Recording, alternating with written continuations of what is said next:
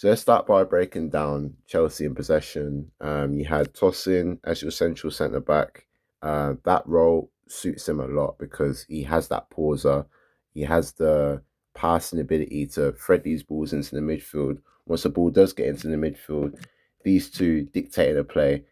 Andre Santos, Caicedo, their job was to get the balls in between the lines to Buonanotte, if I'm saying his name correctly, and Hato. And it's very quick play. And that's what I like to see. It's not just forcing the balls out wide. Of course, that is a main principle of Liam Rosenior's way of playing, but we weren't afraid to play in the centre. And once we do get the ball in these areas, um, it was very quick and it was nice combination play we're seeing throughout the game. Obviously, it's not that black and white. We didn't just get the ball into Caicedo and Santos that easy. Charlton Athletic did adapt during the game, but I'll explain that later on and how we counteract that. So now let's explain how our shape broke down Charlton Athletic's shape eventually, because it wasn't easy at first. It was very static. It was very slow. But Charlton were trying to press with the two strikers, but the problem they have is they're 3 versus 2 down.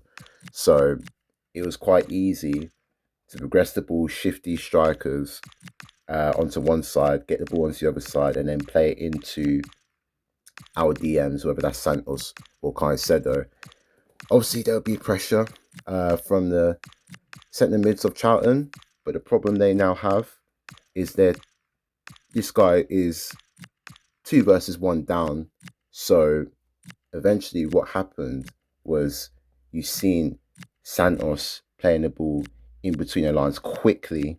You seen Caicedo playing the balls into Buonanotte.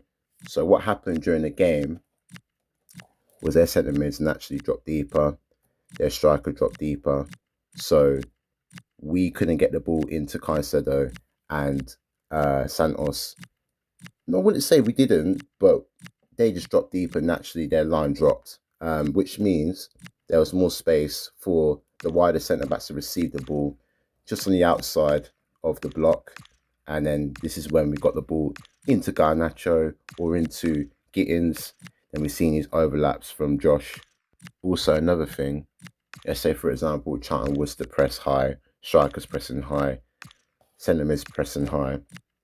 What happens is because this guy here, the DM, is 2 versus 1 down, the centre backs have now got to step into midfield, which means there's a lot of space in these areas.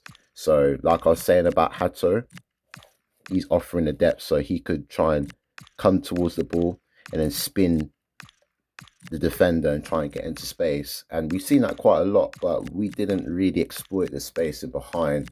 But I think that's something that we will eventually buy into as time goes by. Just a quick one. As I was editing, I missed out some key points, especially when it came to exploiting space with the opposing centre backs occupying our tens.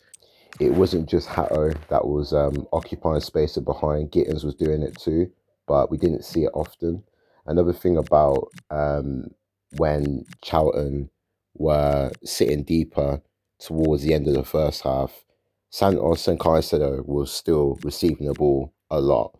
They were just coming deeper for it, and I forgot to mention that. So overall, decent performance, 5-1, can't complain. I would have preferred a clean sheet, but I like the way that we responded after the goal. So that's always a positive. Yeah, it's more fluid, this system, compared to Maresca. Players have more freedom. And once we do get the ball into central areas, it's quick. And we didn't really see that with Enzo Maresca, especially with like lack of overlaps as well. It'd be nice to see the likes of Reece James, Cole Palmer, Delap, Esteval, Enzo Fernandez, Colwill as well. Um, just see how they impact the team. Obviously, we're still adapting to the new way of playing, so patience, people. But yeah, overall good start. It's been your boy George. More coming. Take care. Peace.